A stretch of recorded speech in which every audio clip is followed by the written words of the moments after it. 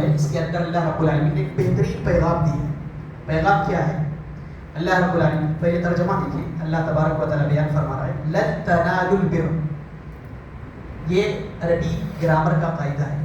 لن یہ جو ہے تاکید کے لیے استعمال کیا جاتا ہے. فعل کے اندر آتا ہے فعل مضارع میں, اور اس کو جو ہے تاکید کا معنی ہوتا ہے. تاکید مطلب ضرور بالضرور کسی چیز کا لازمی ہو جانا. تو اللہ رب العالمین کیا کہہ رہا ہے؟ لن تنالوا البر. نالا ینالو کے معنی کیا ہوتا ہے؟ حاصل کرنا. تو لن تنالوا البر, تم ہرگز حاصل نہیں کر سکتے. کیا؟ البر, نیکی کو. تم بھلائی ہرگز نہیں پا سکتے حتیٰ تنفقوا مما تحبون, یہاں تک کہ تم وہ مال خرچ نہ کرو جو تمہارے نزدیک سب سے زیادہ محبوب ہو, سب سے زیادہ پسندیدہ ہو. تو کیا پیغام دیا اللہ رب العالمین نے؟ جب تک کوئی اپنا محبوب مال اللہ کی راہ میں خرچ نہ کرے, اپنی محبوب شے اللہ کی راہ میں دے نہ دے, اس وقت تک کیا ہے کوئی بھلائی کو نہیں پا سکتا, کوئی خیر کو نہیں پا سکتا. البر کی تفسیر عبداللہ ابن عباس رضی اللہ تعالیٰ عنہ نے البر ای الجنہ سے کیا ہے, جنت. یہاں بر سے مراد کیا ہے؟ جنت ہے. یعنی کہ کوئی جنت اس وقت تک نہیں پا سکتا جب تک کہ وہ اپنی محبوب شے جو اس کے نزدیک پیاری سے پیاری چیز ہے اس کو اللہ کی راہ میں دے نہ دے. اب دیکھیں اس میں صحابہ کرام کا آئیڈیل کیا تھا. جب یہ آیت کریمہ نازل ہوئی تو صحابہ کرام نے کیا رد عمل پیش کیا تھا؟ جب آیت کریمہ نازل ہوئی تو ابن کثیر رحمہ اللہ نے لکھا ہے کہ حضرت طلحہ, ابو طلحہ رضی اللہ تعالیٰ عنہ کے پاس ایک بڑا ہی خوبصورت باغ تھا جس کا نام تھا بیروحہ. باغ کا نام جو ہے بیروحہ تھا, بہت ہی خوبصورت تھا. حضرت ابو طلحہ رضی اللہ تعالیٰ عنہ سب سے زیادہ اس باغ سے محبت کرتے تھے اور اس باغ میں جو ہے جا کر کے بیٹھتے تھے اور اس کی خوبصورتی کو جو ہے اسے نہارتے تھے. یہاں تک کہ اللہ کے نبی صلی اللہ علیہ وسلم بھی جاتے تھے اس باغ میں اور وہاں بیٹھتے اور سکون, یعنی کہ کچھ دیر کے لیے جو ہے وہاں پہ سکون محسوس کرتے تھے اور اس باغ میں جو ہے بیٹھا کرتے تھے. اور یہ بھی ایک وجہ ہوگی کہ وہ اس باغ سے محبت کرتے تھے کیونکہ اللہ کے نبی صلی اللہ علیہ وسلم کو بیٹھا کرتے تھے. تو جب یہ آیت کریمہ نازل ہوئی تو انہوں نے سمجھا کہ میرے نزدیک کیا محبوب ہو سکتا ہے, ایسا کیا پسندیدہ چیز ہے. تو انہوں نے جب سوچا تو یہی پایا کہ وہ باغ کیا ہے, وہ بیروحہ نامی باغ ان کے نزدیک جو ہے بہت ہی زیادہ محبوب ہے. تو اللہ کے نبی صلی اللہ علیہ وسلم کے پاس آئے دوڑتے ہوئے کہ اللہ کے رسول, میں وہ باغ اللہ کے نام پہ وقف کرنا چاہتا ہوں, میں جو ہے اسے راہ اللہ میں دے دینا چاہتا ہوں کیونکہ میرے نزدیک وہی سب سے زیادہ محبوب ہے. تو اللہ کے نبی صلی اللہ علیہ وسلم نے کہا ٹھیک ہے, تم جاؤ اور اپنے قریبی رشتہ داروں میں اسے بانٹ دو, اپنے چچا کے بیٹوں میں, پھوپھی کے بیٹوں میں, اس طریقے سے. یہاں پہ ایک چیز اور پتہ چلتا ہے کہ جب آپ صدقہ کر رہے ہیں تو اس کے سب سے زیادہ مستحق کون ہوتے ہیں؟ آپ کے رشتہ دار, آپ کے قریبی رشتہ دار. پہلے ان کو دیکھیے, اگر وہ اس کے مستحق ہیں اور اتنے زیادہ اگر وہ اس لیول پہ ہیں تو پہلے ان کو ترجیح دیجیے. بہت سارے لوگ کیا کرتے ہیں, رشتہ داروں کے تو آج تو آپ جانتے ہی کیا کچھ ابھی حالات چل رہے ہیں, اس کو اس سے نہیں بنتی ہے, ان کو اس سے نہیں بنتی ہے. حالانکہ رشتہ جوڑنے کا حکم دیا گیا ہے اور صاف طور پر حدیث کے اندر کیا کہا گیا ہے کہ وہ شخص جنت میں نہیں جا سکتا قاطع, جو کاٹنے والا. کاٹنے کس کا کاٹنے والا؟ رشتے کو کاٹنے والا. رشتے جوڑنا چاہیے ہمیشہ, یہ جنت میں جانے کی ضمانت ہے. تو سب سے پہلے کس کو ترجیح دینا ہے؟ صدقہ جو بھی آپ نکال رہے ہیں پہلے رشتہ داروں میں دیکھیے, اگر وہ اس کے مستحق ہے تو ان کو دیجیے. اس کے بعد جو ہے وہ اگر نہیں ہے تو پھر آپ کسی اور کو دے سکتے ہیں. تو یہ کیا ہے, بیروحہ نبی حضرت ابو طلحہ رضی اللہ تعالیٰ عنہ نے اللہ کے راہ میں دے دیا. حضرت عبداللہ ابن عمر رضی اللہ تعالیٰ عنہ, ان کے پاس ایک لونڈی تھی, ان کو جو ہے مال غنیمت میں ملا تھا, بہت ہی خوبصورت لونڈی تھی.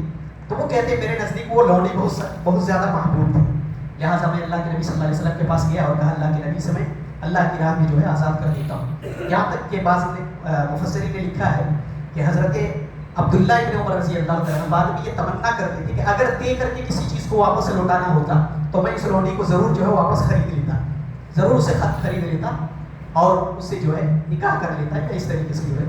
تو یعنی کہ ایسے محبوب شے جو ہے صحابہ کرام نے اللہ کی راہ میں دیا تھا.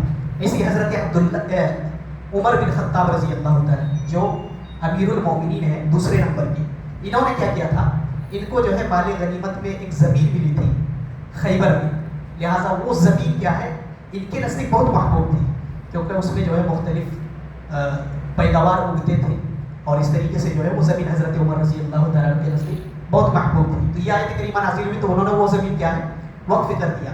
تو اللہ کے نبی صلی اللہ علیہ وسلم نے کہا اس کی اصل کو باقی رکھو, اور اس کے پھل کو جو ہے لوگوں میں تقسیم کر دو. کیا مطلب ہے؟ زمین کو اپنے پاس رکھو اور جو اس سے پیداوار اگ رہا ہے اسے جو ہے غریبوں مسکینوں میں یعنی کہ وقف کر دو، جو چاہیں اس میں سے لے لیں. تو اس طریقے سے صحابہ کرام نے کیا کیا تھا؟ رد عمل پیش کیا. یہ آیت کریمہ جب نازل ہوئی تو اللہ رب العالمین نے تاکید کے ساتھ اور واضح طور پر کیا کہا ہے کہ لن تنالوا البر، تم اس وقت تک بھلائی کو نہیں پا سکتے جب تک اپنا محبوب شے، یہ ارادہ نہ رکھو زندگی کہ جب بھی اللہ رب العالمین کی راہ میں ایسی چیزیں قربان کرنے کی ضرورت پڑے تو ہم کر دیں. لہٰذا تو جب بھی جو ہے آپ اللہ کی راہ میں خرچ کرتے ہیں تو کوشش کریں کہ آپ کا محبوب مال ہو، آپ کا جو ہے پسندیدہ مال ہو، وہ اللہ کی راہ میں دینے کی کوشش کریں. ورنہ اللہ تبارک و تعالیٰ نے کہا دیا کہ آپ کی کوئی چیز جو ہے، اس کا مطلب یہ نہیں کہ آپ کچھ بھی نہیں جو آپ کے پاس ہے وہ نہیں دے سکتے. یہ ایک تمنا ہے اور زندگی بھی ایک اصول ہے کہ لہٰذا اگر ضرورت پڑے ایسی چیزوں کو بھی دینے کا تو آپ دینے کا حوصلہ رکھیں. یہ مراد ہے یہاں پہ. تو اللہ تبارک و تعالیٰ نے جو یہاں پہ صاف طور پر کہہ دیا ہے وَمَا تُنْفِقُوا مِنْ شَيْءٍ فَإِنَّ اللَّهَ بِهِ عَلِيمٌ، اور جو کچھ آپ خرچ کرتے ہیں وہ اللہ رب العالمین بہتر جانتا ہے. یہ پہلی آیت ہے. آخری آیت کیا ہے؟ اس لیے میں کہا کہ ایک پارہ گزرا ہے تو ساری چیزوں کو اس میں جو ہے کور نہیں کیا جا سکتا، اس لیے میں فرسٹ اور لاسٹ میں جا رہا ہوں. آخری آیت جو گزری اس میں اللہ رب العالمین نے حرمات یعنی کہ رشتوں کا ذکر کیا ہے. کون کون سے ایسے رشتے ہیں جن سے نکاح کرنا حرام ہے؟ اللہ رب العالمین نے آخری آیت میں جو ہے یہ بیان فرمایا حرمت علیکم امہاتکم. سب سے پہلے اللہ رب العالمین نے ذکر کیا کہ تمہاری مائیں تم پر حرام ہیں. نکاح کے لیے کون کون سے رشتے حرام ہیں؟ حرمت علیکم امہاتکم، تمہاری مائیں، و بناتکم، اور تمہاری بیٹیاں، و اخواتکم، تمہاری بہنیں، و عماتکم، تمہاری پھوپھیاں پھوپھی. اسی طریقے سے و خالاتکم، تمہاری خالائیں جو ہیں وہ، و بنات الاخی، اور بھائی کی بیٹی یعنی کہ بھتیجی، بھائی کی بیٹی، و بنات الاخت، اور بہن کی بیٹی بھانجی. اسی طریقے سے وَأُمَّهَاتُكُمُ اللَّاتِي أَرْضَعْنَكُمْ، اور تمہاری وہ مائیں جس نے تمہیں دودھ پلایا، تمہاری ماں کے علاوہ جس کو رضائی ماں کہتے ہیں. تو أُمَّهَاتُكُمُ اللَّاتِي أَرْضَعْنَكُمْ وَأَخَوَاتُكُمْ مِنَ الرَّضَاعِ، اور پھر اس ماں کی جو بہن ہے یعنی کہ رضائی بہنیں وہ بھی کیا ہے؟ حرام ہے. وَأُمَّهَاتُ نِسَائِكُمْ، تمہاری عورتوں کی مائیں، تمہاری بیویوں کی مائیں یعنی کہ تمہاری ساس جس کو ساس کہتے ہیں. وَرَبَائِبُكُمُ اللَّاتِي فِي حُجُورِكُمْ، اور ربیبہ کہتے ہیں کہ کسی عورت کی جو ہے پہلے سے اس کی بیٹی تھی اور کسی نے بعد میں ان سے نکاح کیا تو وہ جو اس کی بیٹی ہے وہ ربیبہ کہلائے گی، اس کو ربیبہ کہا جاتا ہے.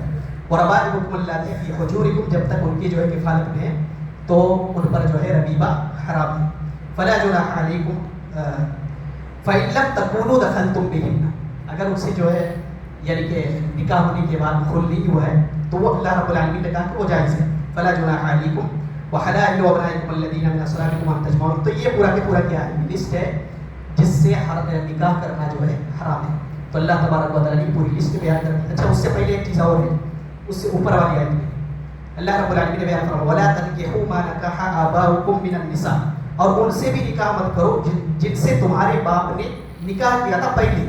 مطلب آپ کے باپ نے نکاح کر کے جس عورت کو پہلے چھوڑ دیا اب وہ آپ کی ماں یعنی کہ پریزنٹ میں نہیں تھی بلکہ وہ فیوچر میں تھی، تو پاسٹ میں تھی.